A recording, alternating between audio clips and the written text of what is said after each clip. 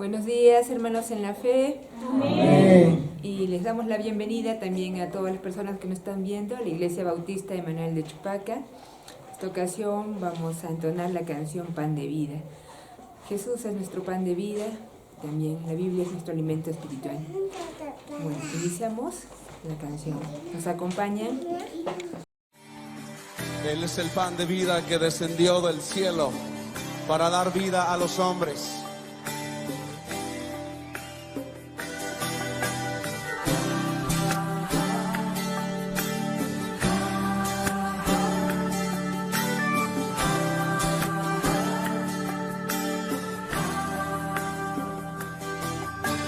Cuando flaquea mi fe y siento desfallecer, cuando no puedo seguir y faltan fuerzas en mí, puedo a la mesa venir y puedo el pan compartir. Es Jesús el pan de vida, el maná de mi desierto, mi energía, mi sustento. Es Jesús el pan de vida, mi necesidad primera, y sin ti yo nada fuera, porque Jesús es pan de vida eterna.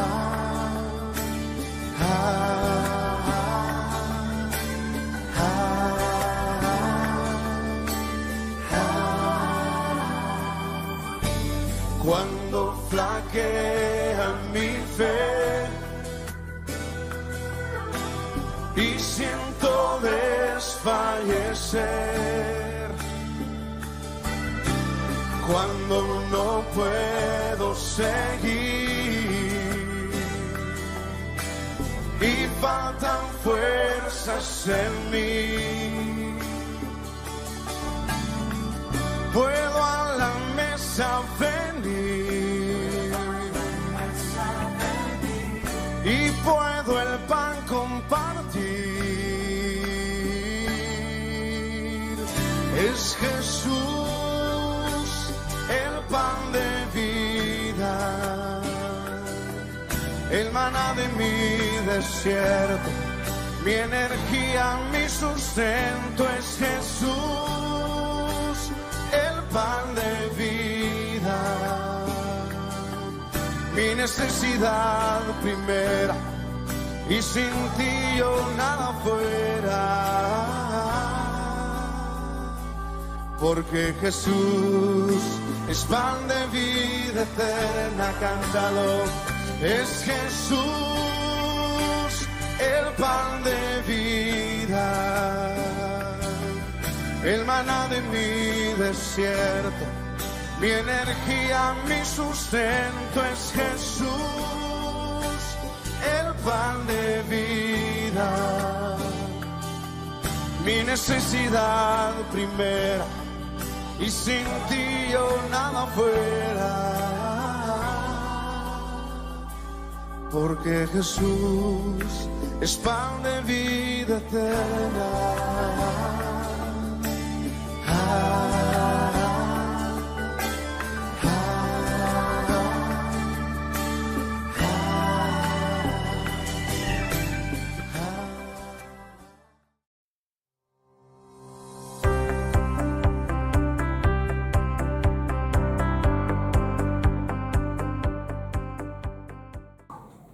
Muy buenos días, hermanos. Amén. La Iglesia Bautista Emanuel de Chupaca los saluda en el nombre de nuestro precioso Señor Jesucristo. También saludamos a nuestros amigos y seguidores que cada domingo nos acompañan a través de las redes sociales. La prédica de esta semana titula Cuando Dios descendió a buscarnos. La historia de la redención alcanzó su momento decisivo cuando el Hijo Eterno de Dios entró en el tiempo y asumió nuestra propia naturaleza, la naturaleza humana. El nacimiento de Jesús no constituyó simplemente el inicio de una vida extraordinaria, sino la manifestación visible del propósito del Padre Celestial para rescatar a la humanidad que se encuentra perdida por el pecado. Cada detalle que se encuentra registrado en el Evangelio de Lucas revela que nada ocurrió por pura casualidad. Dios dirigió los acontecimientos que se cumplieron para así poder cumplirse las promesas que Él había hecho en el Antiguo Testamento y presentar al Salvador prometido. Cuando nosotros analizamos o contemplamos la redención en la encarnación de Jesús, esto nos conduce inevitablemente hacia la cruz, donde Cristo consumiría la obra por la cual vino al mundo.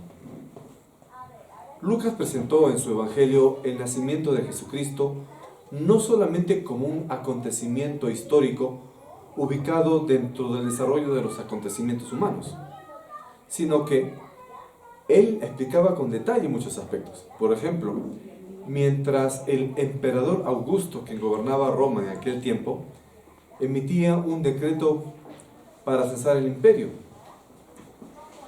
Dios dirigió soberanamente cada una de estos acontecimientos, cada circunstancia, para poder cumplir lo que había estado escrito en las Sagradas Escrituras. José y María habían viajado desde Nazaret hacia Belén.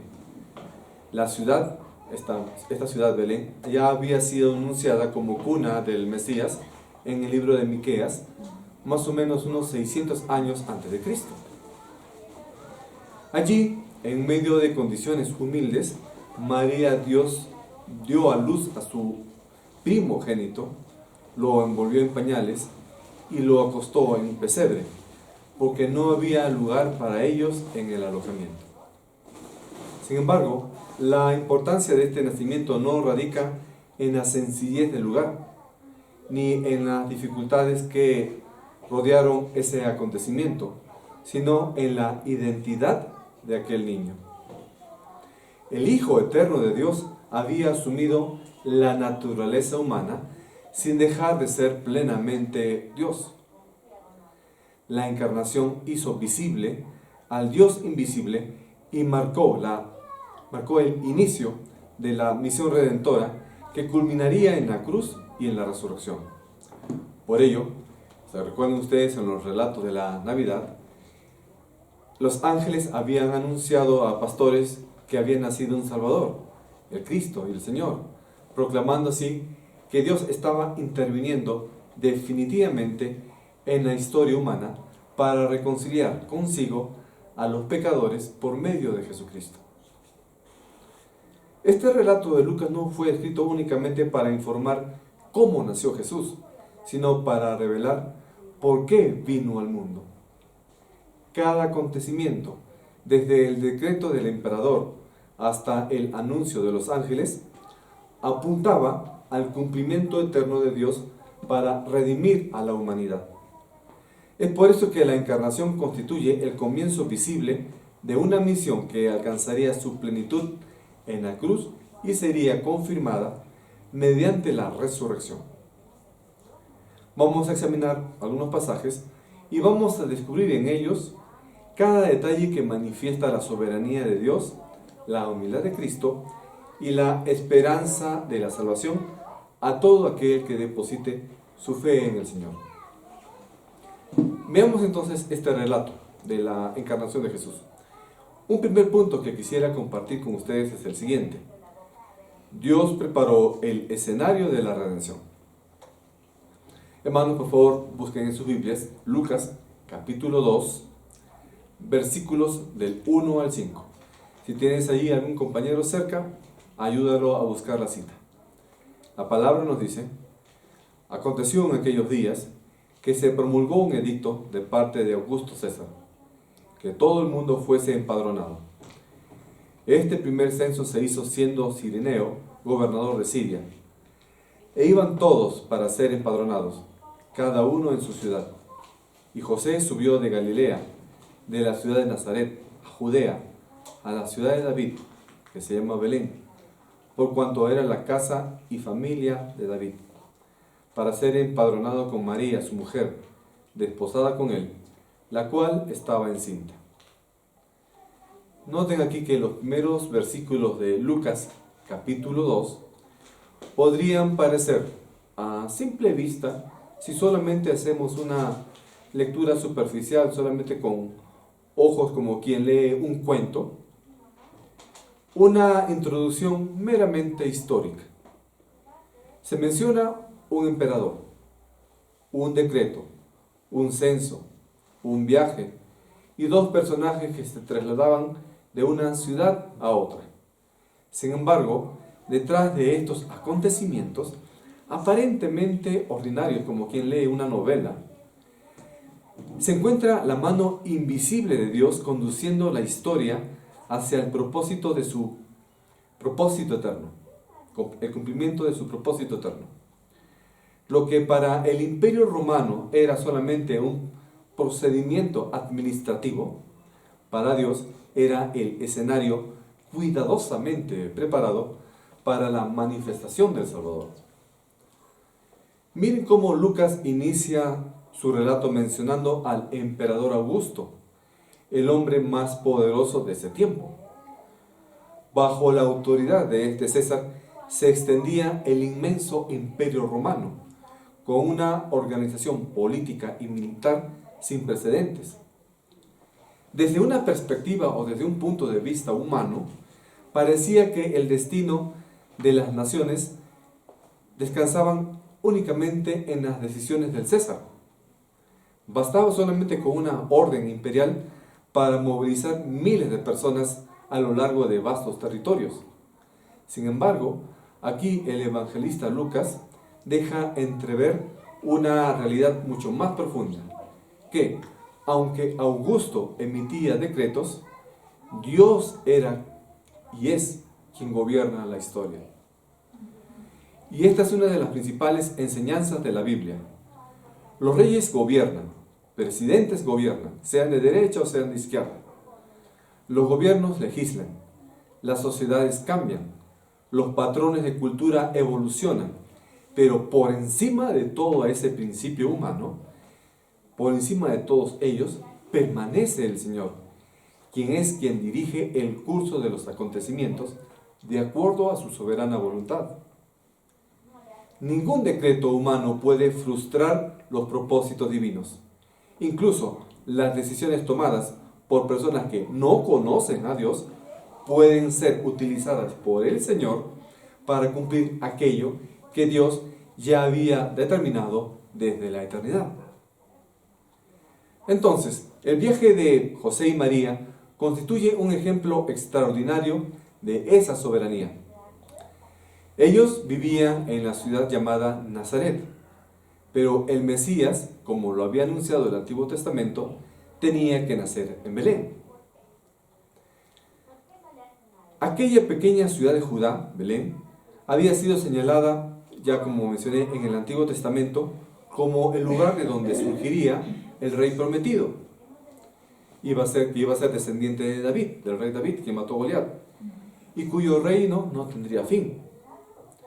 Humanamente, no había ninguna razón para que una mujer en avanzado estado de embarazo emprendiera un viaje que demorara días.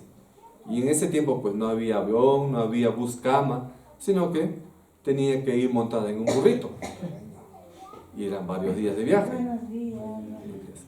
Sin embargo, el decreto imperial produjo exactamente esas condiciones para que hubiese un desplazamiento necesario de personas y así pueda cumplirse estas antiguas profecías que Dios había ya pronunciado en el Antiguo Testamento y que éstas se cumplan con absoluta precisión. Entonces, nada de lo que ocurrió fue por casualidad. La geografía, la política, las decisiones gubernamentales y las circunstancias personales, todas coincidieron o convergieron bajo la dirección del Señor. Lo que parecía un simple movimiento poblacional formaba parte del plan redentor de Dios, quien había diseñado todo esto mucho antes de la fundación del mundo. Y este principio recorre toda la historia bíblica, hermanos. Desde el anuncio de que vendría un descendiente que vencería definitivamente el mal, y esto lo encontramos ya en el 3er capítulo del Génesis, pasando por las promesas hechas a Abraham acerca de que a través de él se iban a bendecir a todas las naciones, o el establecimiento del pacto con David, y la profecía sobre el nacimiento del Mesías que podemos encontrar en Miqueas o en Isaías. Dios fue preparando cuidadosamente el escenario para la llegada del Mesías, de Cristo. Siglo tras siglo, generación tras generación, el Señor sostuvo sus promesas sin que una sola de ellas cayera en el olvido. Y cuando llegó el momento señalado, el Hijo Eterno de Dios entró en historia exactamente como había sido anunciado. La encarnación, por tanto, no fue una respuesta improvisada frente al pecado humano. Tampoco se presentó como un plan alternativo porque las cosas hubieran salido mal. Desde la perspectiva bíblica, Cristo vino conforme al propósito eterno del Padre. Su nacimiento entonces fue el inicio visible de una obra de redención concebida desde antes de la creación del mundo. El nacimiento en el pesebre entonces no fue una casualidad, no fue un accidente histórico, fue la puerta de entrada hacia la cruz. El niño acostado en Belén era el cordero que, en el tiempo señalado, ofrecería su vida para reconciliar a la humanidad con Dios el Padre. Esta verdad debería transformar nuestra manera de comprender la historia. Con frecuencia nosotros pensamos que los grandes acontecimientos son producto exclusivo de decisiones políticas, de avances científicos o de repente de transformaciones sociales. Sin negar la importancia de muchos factores que pueden intervenir en nuestra historia, Lucas acá nos está recordando que existe una realidad superior que trasciende todo sistema humano. Dios continúa gobernando la historia. Ningún imperio ha permanecido para siempre. Roma desapareció. Grandes reinos de la antigüedad también desaparecieron y quedaron registrados en la historia. Y las modernas potencias contemporáneas, las potencias actuales, también en algún momento van a pasar. Sin embargo, el reino de Jesucristo va a permanecer inconmovible y continuará extendiéndose hasta el día de la gloriosa manifestación de nuestro Señor Jesucristo. Un segundo punto que quisiera compartir con ustedes es el siguiente. Dios descendió hasta nuestra miseria. Hermanos, por favor, ahora leamos Lucas, capítulo 2, versículos 6 al 12. La palabra nos dice: Y aconteció que estando ellos allí, se cumplieron los días de su alumbramiento, y dio a luz a su hijo primogénito, y lo envolvió en pañales, y lo acostó en un pesebre, porque no había lugar para ellos en el mesón. Había pastores en la misma región, que velaban y guardaban las vigilias de la noche sobre su rebaño. Y he aquí se les presentó un ángel del Señor, y la gloria del Señor los rodeó de resplandor, y tuvieron gran temor. Pero el ángel les dijo: No temáis, porque he aquí os doy nuevas de gran gozo, que será para todo el pueblo que os ha nacido hoy en la ciudad de David un Salvador, que es Cristo el Señor. Esto os servirá de señal. hallaréis al niño envuelto en pañales, acostado en un pesebre. Cuando Lucas describe el nacimiento de Jesús, no busca despertar la admiración por un evento extraordinario únicamente por su sencillez, sino para revelar uno de los misterios más profundos de la fe cristiana. Dios se hizo hombre. La encarnación constituye el puente o el punto de encuentro entre la eternidad y el tiempo, entre la gloria divina y la fragilidad humana. El Creador entró en su creación, no revestido de la majestuosidad que le pertenecía por derecho, sino de una verdadera naturaleza humana, para identificarse plenamente con quienes había venido a salvar. Noten que aquí el relato señala o nos indica que, llegado el momento del alumbramiento, es decir, cuando María tenía que dar a luz, dio a luz a su hijo primogénito, lo envolvió en pañales y lo acostó en un pesebre, porque como dice la Biblia, no había lugar para ellos en el mesón. Como habían establecido un censo, todos los hoteles, digamos así, estaban llenos. Estos detalles, tan sencillos en apariencia, poseen un profundo significado teológico. El Rey del universo no nació en un palacio, ni fue recibido por gobernantes o por líderes religiosos o sacerdotes. Su primera cuna fue un pesebre. Un pesebre es un cajoncito donde comen los animales, el burrito, la vaquita.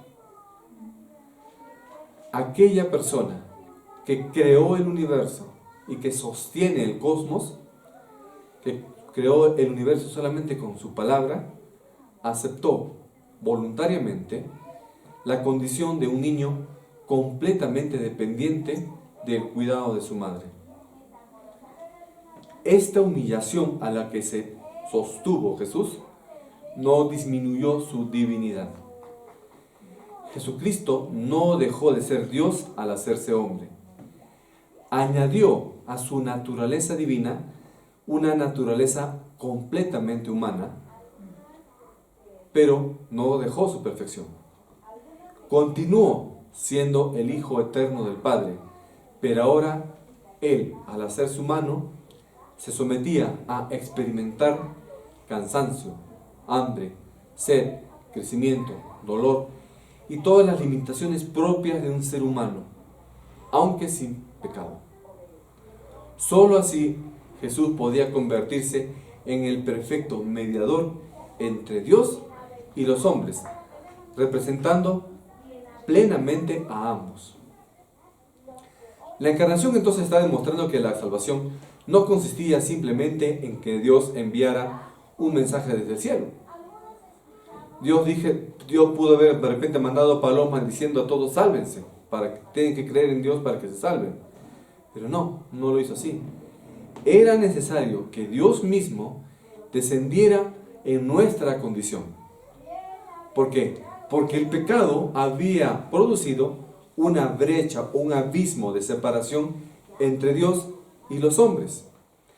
Y ningún ser humano, por más que se esforzara, podría producir o podría construir un puente que saltara ese abismo producido por el pecado. Ninguna filosofía, ningún sistema religioso, ninguna obra moral podrían cerrar esa distancia que se había generado entre un Dios infinitamente sano y una humanidad completamente caída. Por ello, el Hijo vino personalmente, descendió hasta nuestra propia miseria para levantarnos a nosotros como pecadores hasta una comunión con el Padre. Desde ese momento, toda la historia comenzó a girar alrededor de la persona de Jesucristo. Su nacimiento no solamente fue el comienzo de una vida ejemplar, sino el inicio de una obra redentora que culminaría en el Calvario. Por eso es que el pesebre y la cruz forman parte de un mismo propósito eterno. Cristo nació para obedecer, donde Adán había desobedecido, para vivir en justicia, la cual nosotros nunca podríamos alcanzar, y para entregar fielmente su vida como sacrificio perfecto por nuestros pecados. Por esa razón, el verdadero centro de la historia no son los imperios, no son las revoluciones, no son los avances tecnológicos, no es que el hombre haya llegado a la luna, sino la persona de Jesucristo.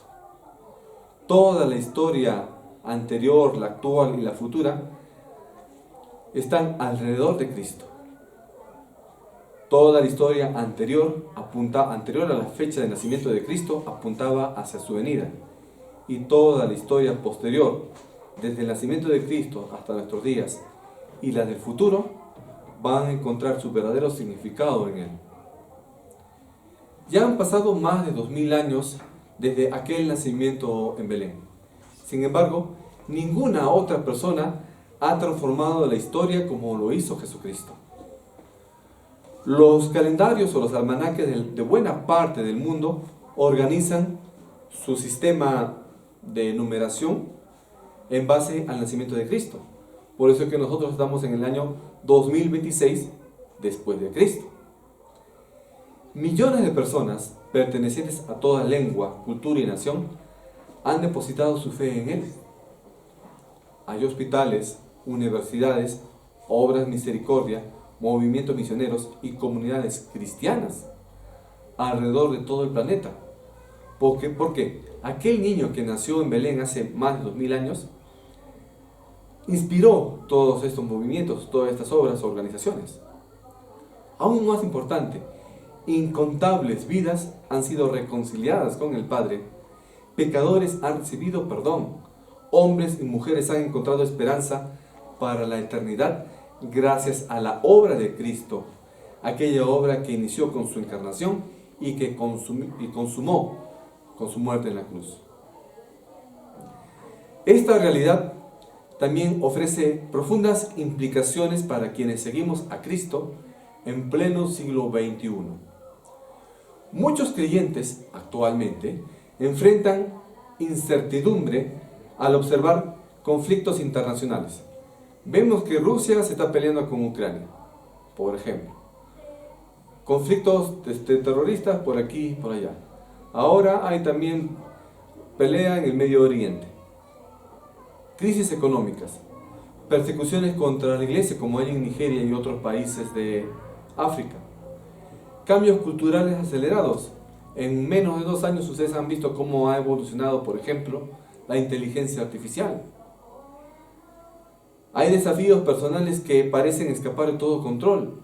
Y una persona ahora tiene que estarse actualizándose continuamente, porque si no va a perder el paso en medio de esta sociedad que está completamente acelerada.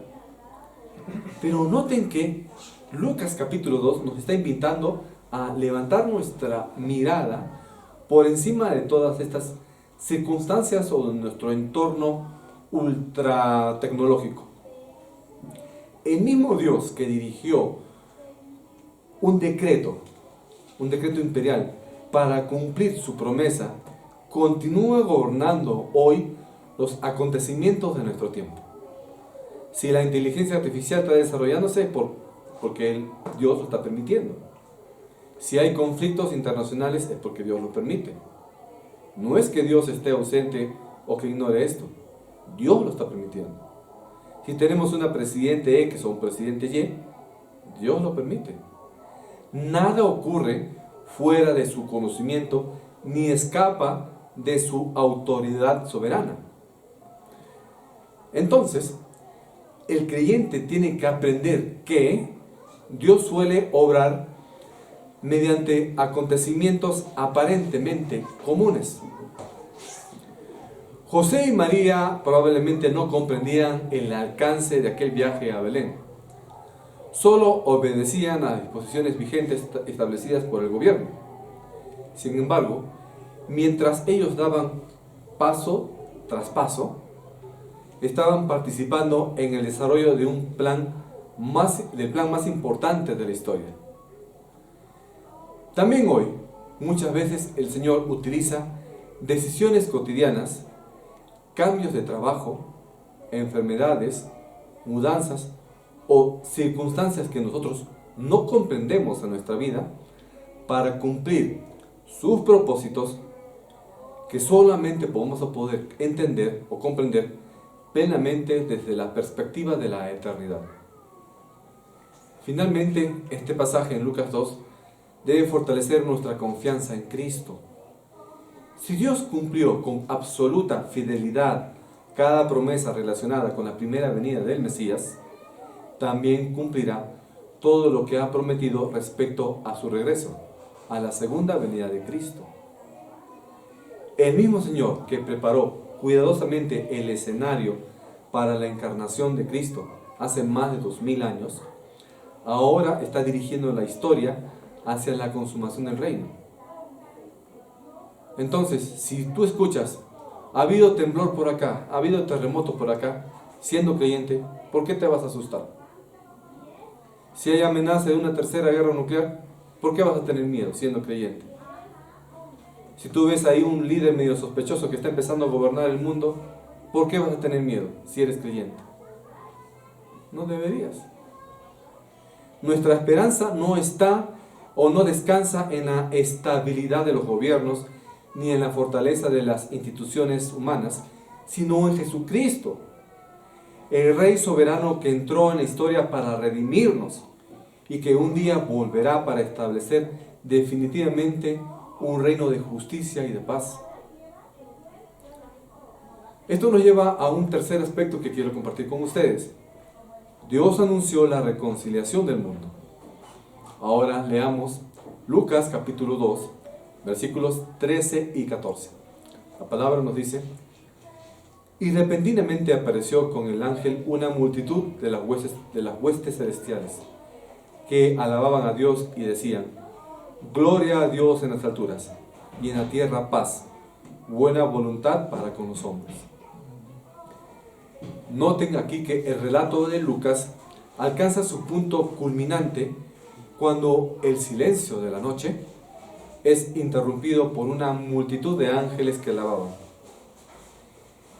El nacimiento de Jesús ya había sido anunciado a estos humildes pastores, pero ahora el cielo mismo irrumpía para proclamar el significado de aquel acontecimiento. Los ángeles no celebraban simplemente el nacimiento de un niño, anunciaban el nacimiento, mejor dicho, anunciaban el comienzo de una reconciliación entre Dios y los hombres. La alabanza celestial revelaba que la encarnación tenía un propósito mucho mayor que el de presentar a una persona como gran ejemplo moral o un gran maestro para la humanidad. Anunciaban que el Hijo de Dios vino a restaurar la relación que estaba rota entre nuestro Creador y nosotros, su creación. Entonces, estas primeras palabras que anunciaron los ángeles y dijeron: gloria a Dios en las alturas, significaban algo. Esa primera frase no fue escogida por casualidad. La obra de Cristo comienza y termina con la gloria de Dios. Con frecuencia, el ser humano piensa que el centro del Evangelio es el bienestar personal. Lamentablemente también en muchas iglesias, ¿cuál es el mensaje de las iglesias que estas iglesias hacen? Dios te va a hacer próspero, Dios te va a hacer millonario, Dios quiere que seas feliz. Muchas iglesias te dicen eso. Eso no es el centro del Evangelio. El Evangelio no es la solución de tus problemas. El Evangelio no es que tengas una vida más tranquila. El Evangelio no es que tengas más plata. El Evangelio no es que te vas a salvar de tus enfermedades. No. El propósito supremo del Evangelio es la redención de nuestros pecados para que Dios sea glorificado. El pecado había deshonrado el carácter santo de Dios y había introducido una rebelión en el corazón del ser humano. Pero, por medio de Cristo, Dios manifestó simultáneamente su justicia, su santidad, su amor y su misericordia. Ahora, la cruz no disminuye esta gloria divina, más bien la exalta de manera perfecta. ¿Qué dijeron después los ángeles? Fue lo siguiente: y en la tierra paz, dijeron los ángeles. Ahora, acá no se trata de una paz política, no significaba de que no iba a haber guerras, de que iban a desaparecer los conflictos entre las naciones. Porque la historia posterior demuestra que el mundo continúa experimentando violencia y guerra. Desde que nació Jesús, más de 2000 años hasta ahora, continuaron las guerras. En el siglo XX nomás, por ejemplo, entre la Primera y Segunda Guerra Mundial, murieron más de 80 millones de personas. Se inventaron armas que en una sola detonación podían borrar una ciudad completa y matar millones de personas potencialmente. Entonces, después de Jesús, la tierra continuó experimentando violencia, injusticia y sufrimiento. Entonces, ¿a qué paz se referían los ángeles? La paz que anunciaban los ángeles aquella noche es mucho más profunda. Es la paz que nace cuando el pecador deja de ser enemigo de Dios y es reconciliado por medio de Cristo ante el Padre Celestial. Desde la caída del ser humano, cuando cayeron Adán y Eva en pecado, el problema fundamental nunca fue económico. El problema de la humanidad no es político, ni sanitario, ni cultural. La raíz de toda tragedia humana es el pecado. El pecado separó al hombre de Dios, corrompió nuestra naturaleza, afectó nuestros pensamientos, afecta nuestras decisiones y nuestras relaciones interpersonales. Ninguna persona puede restaurar esa comunión mediante propio mérito, porque todos comparecemos delante de Dios como culpables. Todos somos pecadores, nadie se salva, sin excepción. Por eso es que la reconciliación debía comenzar por Dios mismo. Y por eso es que Dios tomó la iniciativa enviando a su Hijo Jesucristo. Y la encarnación fue el primer paso para esa obra redentora. Jesús nació para vivir una vida perfecta que ningún ser humano ha podido vivir ni podrá vivir. En cada decisión, en cada palabra, en cada acto, Jesucristo obedeció plenamente al Padre. En Jesucristo nunca hubo engaño, nunca hubo egoísmo, nunca hubo injusticia ni pecado. Esa vida perfecta era indispensable porque solamente un Salvador sin pecado podría ofrecerse como sustituto por nosotros que somos pecadores. Pero la misión de Cristo no terminó en aquel pesebre. Toda la existencia terrenal de Jesucristo avanzó deliberadamente, o sea, a propósito, hacia la cruz. Allí en la cruz Jesucristo llevó sobre sí el castigo que correspondía a nosotros. El inocente ocupó el lugar de los culpables. El justo sufrió por los injustos. La deuda que nosotros jamás podríamos haber cancelado fue satisfecha por el sacrificio perfecto del Hijo de Dios. Y cuando su obra quedó consumada, la justicia divina fue plenamente satisfecha. Y el camino hacia la reconciliación con el Padre Celestial quedó abierto para toda aquella persona que deposita su fe en el Señor, en Cristo, y lo acepta como Señor y Salvador. Por esta razón, la salvación no puede obtenerse mediante obras. La salvación no la podemos obtener porque vamos a cumplir los mandamientos. La salvación no la puedo obtener porque soy buenito. No. La salvación no la puedo obtener por misas, por celebraciones religiosas, por esfuerzo personal o por mérito. Ninguna cantidad de buenas obras va a borrar la culpa de nuestro pecado. Así tú hagas millones de donaciones, millones de buenas obras, no puedes borrar la culpa de tu pecado. Ninguna religión puede cambiar el corazón del hombre. La reconciliación con Dios es un regalo por su gracia, recibido únicamente por nuestra fe en Cristo.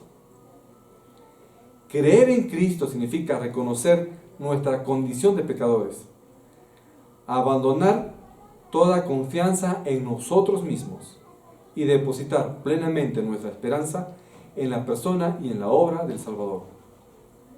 Esto implica arrepentirse del pecado, volver nuestro corazón a Dios y recibir por la fe el perdón que Cristo obtuvo con su muerte y su resurrección. Ahora, esta invitación está abierta a todas las personas. No es que tú digas, pero yo he sido tan malo, he sido tan pecador, he cometido tantos errores en mis decisiones, me he equivocado con esto, me he equivocado con otro, Dios no me va a perdonar. Pero déjame decirte que Dios sí te puede perdonar. Esta promesa y esta esperanza está dirigida al hombre que de repente durante años ha intentado llenar el vacío de su alma con éxito profesional y ha descubierto que ningún logro produce satisfacción, gozo o paz. También alcanza a aquella mujer que carga con el peso de la culpa de sus decisiones, aquellas decisiones del pasado, y piensa que Dios jamás podrá perdonarla. Esta esperanza está dirigida para un joven confundido por una cultura del siglo XXI que ofrece innumerables caminos, pero ninguno es capaz de responder a las preguntas más profundas de su corazón. Esta es una buena noticia para quienes se enfrentan de repente enfermedad, para quienes han perdido a un ser querido, o para aquellas personas que tienen incertidumbre o dudas acerca de su futuro. Cristo está llamando a las personas a considerar que tienen que seguirlo. Cristo puede ser de repente un ejemplo de una persona moralmente correcta, pero nosotros tenemos que reconocerlo a Él no solamente como un ejemplo o como un maestro, tenemos que reconocerlo como nuestro Salvador, como nuestro Señor, porque delante de Dios todos necesitamos de Cristo en nuestras vidas.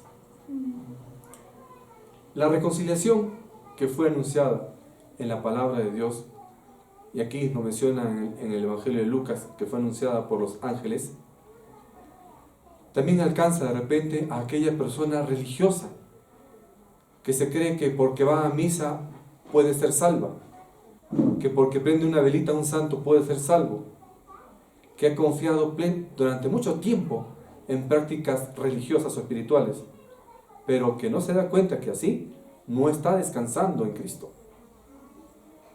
Y también alcanza a aquel incrédulo que ha pasado gran parte de su vida negando la existencia de Dios. Puede alcanzar a aquel anciano el cual ya está contemplando el final de sus días y se pregunta qué ocurrirá después de su muerte. Mientras haya vida, escucha bien esto, mientras haya vida, el llamado del Evangelio está abierto para todo aquel que se arrepiente y cree en Cristo. Pero ¿qué sucede? Hay ciertas iglesias, como la iglesia del costado, ya sabes a cuál me refiero, que dice que si tu familiar ha muerto podemos hacer misas para que lo salven. Déjame decirte que después de muerto ya no hay ninguna chance. No hay purgatorio, no hay misas que te salven. Así hagas misa a la semana, misa al mes, misa al año, o hagas todo un mes de misas. Aunque hagas la misa en el Vaticano, no vas a ser salvo si no has recibido antes de tu muerte a Cristo. Este mensaje conserva toda su vigencia para hoy también en el siglo XXI. La tecnología está avanzando como nunca antes. Hemos visto una evolución que no podrían ustedes entender ni imaginar si no analizan situaciones como esta, por ejemplo. En el tiempo de Jesús, la gente se movía ¿en qué? En carretas. ¿Cuándo inventaron el automóvil? Hacia finales del siglo XIX. Es decir, que ha pasado como 1900 años para que el hombre saltara de una carreta a un carrito. Fines del siglo XIX el hombre se movía en carrito y hemos mandado hombres al espacio en finales de la década de los 60. En menos de 100 años el hombre pasó de un carrito al espacio. En menos de 100 años. Pero en casi 2000 años de carreta a carro. Fíjense cómo en tan solo menos de 100 años la tecnología ha evolucionado exponencialmente.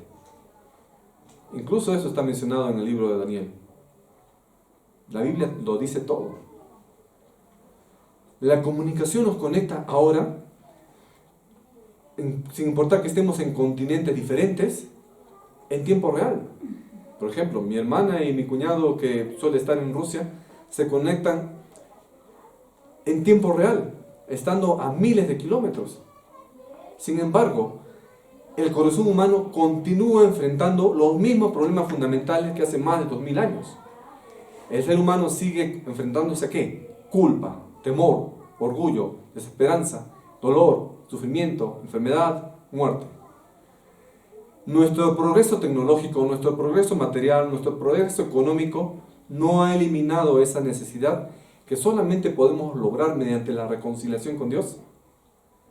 Es por eso que el anuncio de los ángeles, aquí, en este evangelio, sigue siendo la respuesta que el mundo necesita escuchar.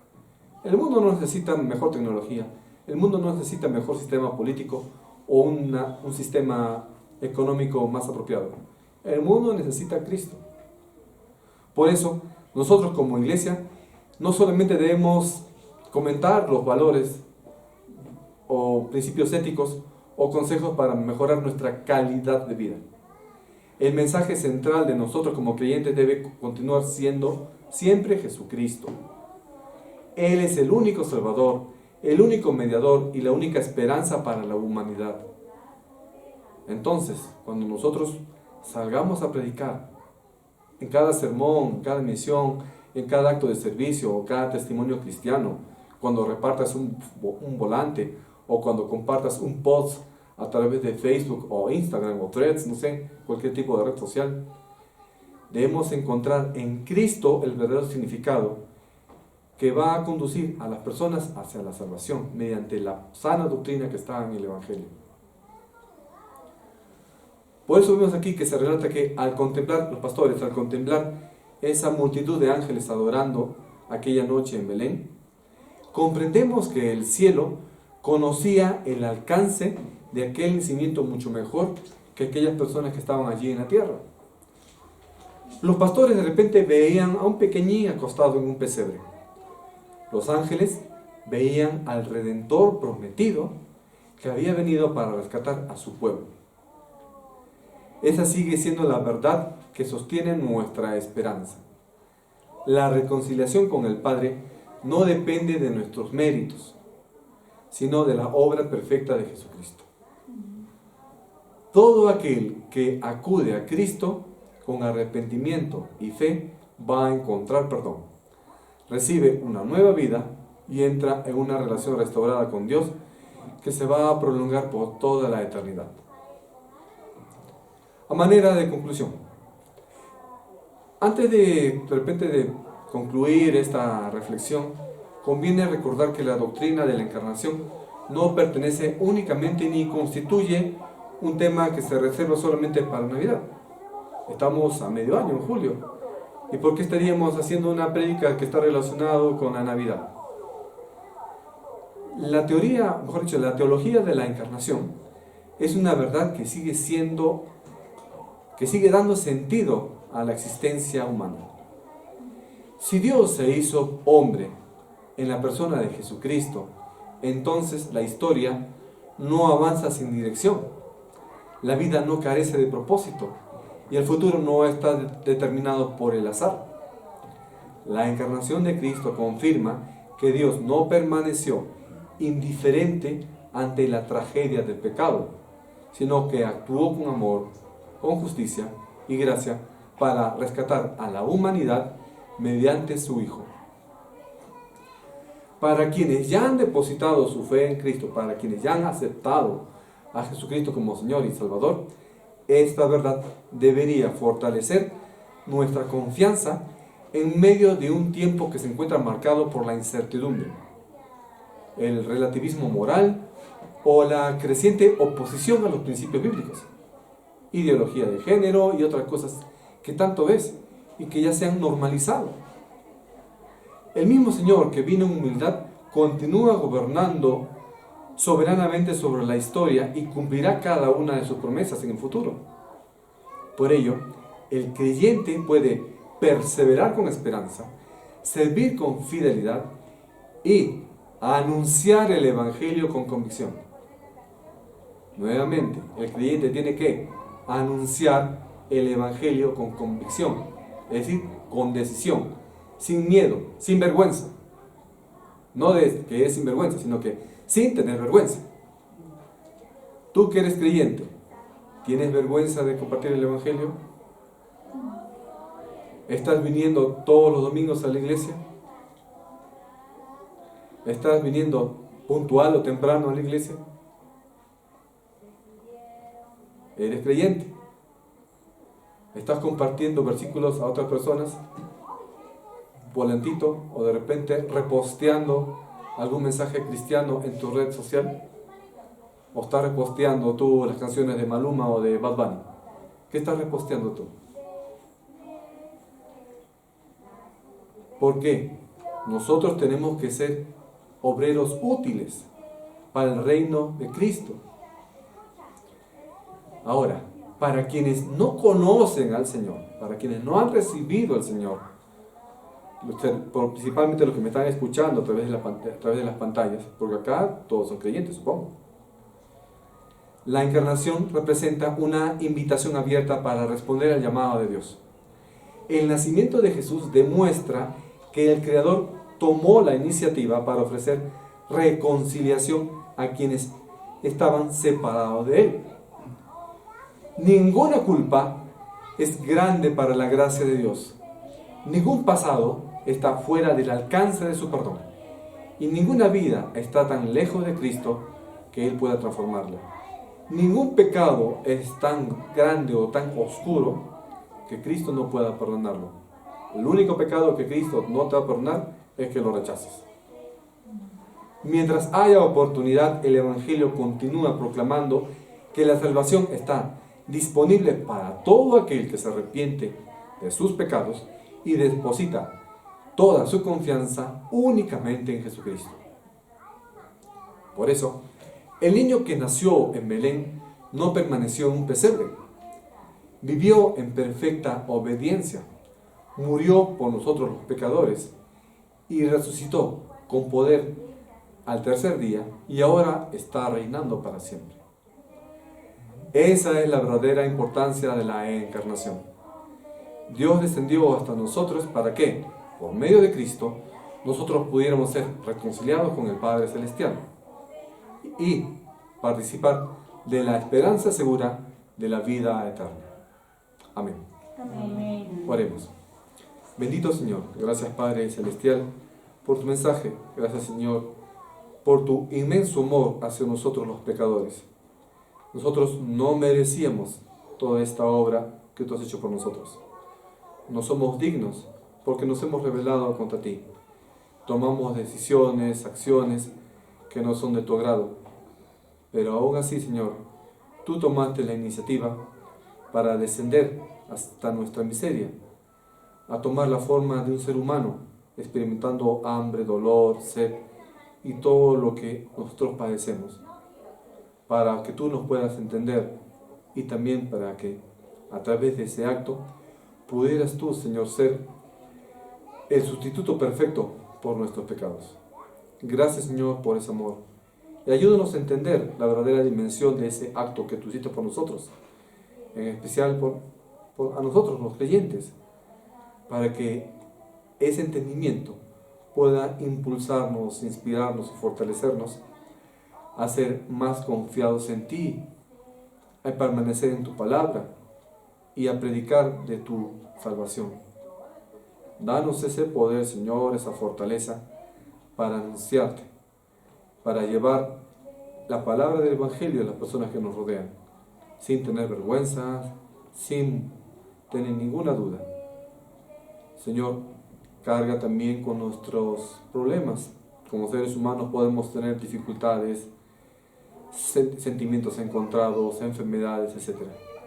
También confiamos en ti, Señor, en que tú nos darás fortaleza, consuelo o sanidad de acuerdo a tu soberana voluntad. Guíanos, Padre, siempre. Para ti sea la honra y la gloria, en el nombre de Cristo. Amén.